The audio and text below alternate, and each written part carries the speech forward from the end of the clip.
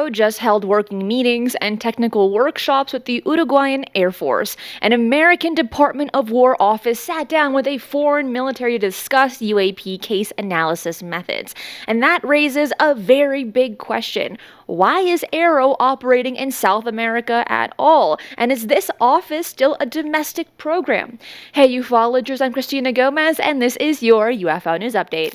The Uruguayan Air Force announced that CRIDOVNI, its UAP investigation commission, held working meetings and technical workshops with AARO. The stated focus was scientific methodology for case analysis, procedures for ruling out conventional explanations, and evaluating future technology and logistical support to improve Uruguay's investigative capability.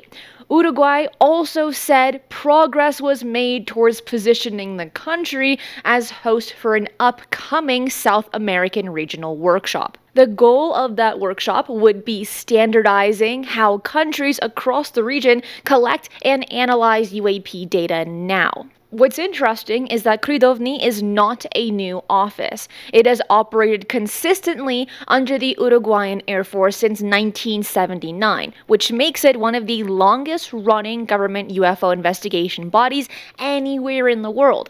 So this relationship with the US is also not new.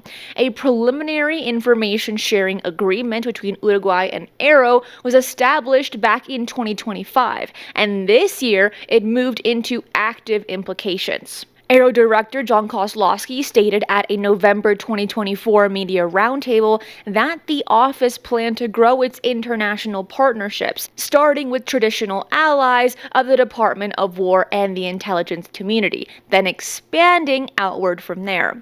AARO's own fiscal year 2025 annual report includes a section titled Foreign Partner Engagement, which confirms the office continued exchanging information and best practices with international partners during that period. So Uruguay is not a departure from anything AARO said that it would be, and it is AARO actually following through on a stated plan. But the case hold gives them a practical reason. The fiscal year 2025 report logged 319 UAP reports, resolved 114 of them, and recorded a 178% increase in drone activity near nuclear sites. An office with that volume and that resolution rate has a direct incentive to pull in outside data and outside methodology.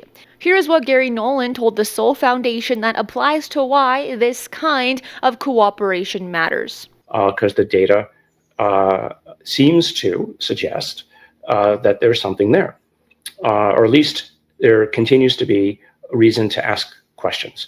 To understand why the Uruguay partnership stands out, look at a country that has been trying to build the same relationship that has not made any public movement for the past several years. In late 2022, Canada's Office of the Chief Science Advisor, led by Mona Neumer, launched the Sky Canada project. The purpose was to review how Canada handles UAP reports because they were scattered across Transport Canada, the Department of National Defence, the Canadian Space Agency, and the RCMP, which is no single body responsible for any of it. A public survey was done for the project that found roughly 27% of Canadians say they have seen an object in the sky that they couldn't identify.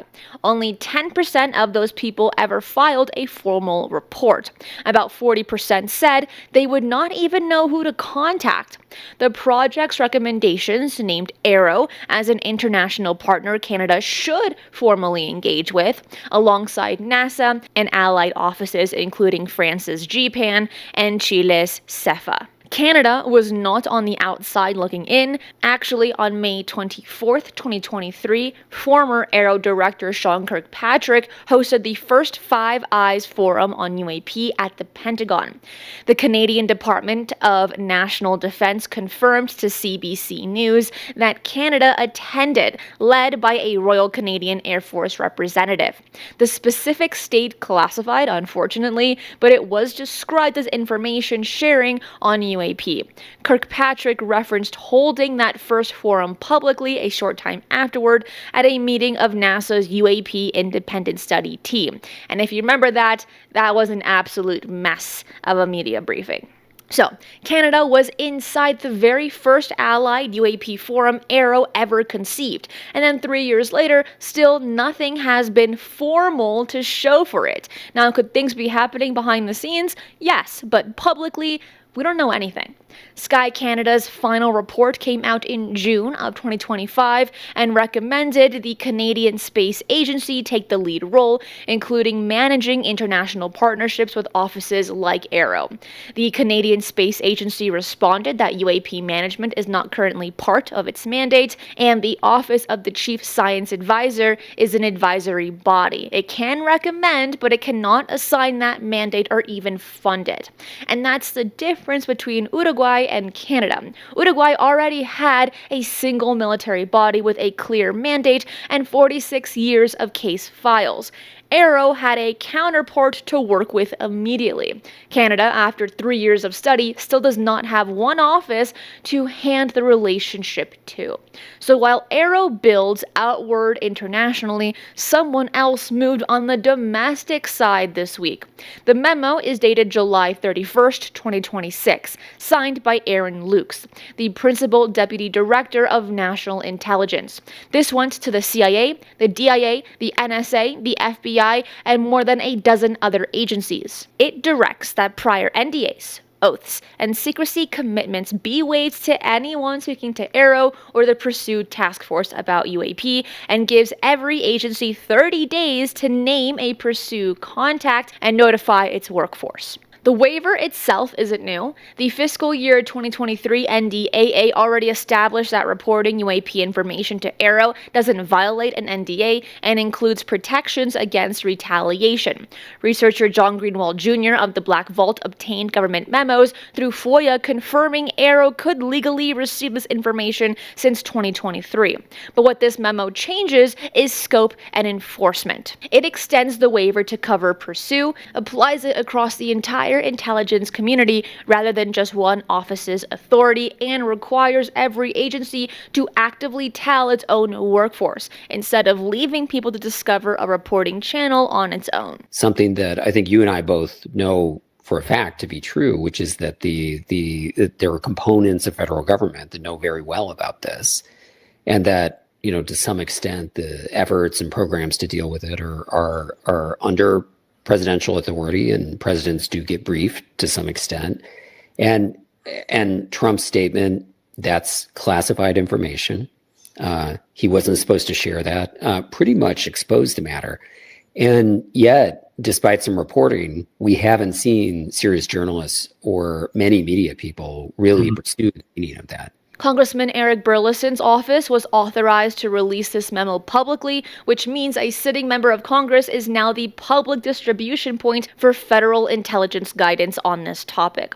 Burlison is also advising anyone considering coming forward to bring an attorney and request that he or another member of Congress be present, because it remains unclear whether the waiver protects testimony given to Congress before it even reaches an agency. That's actually a really big deal.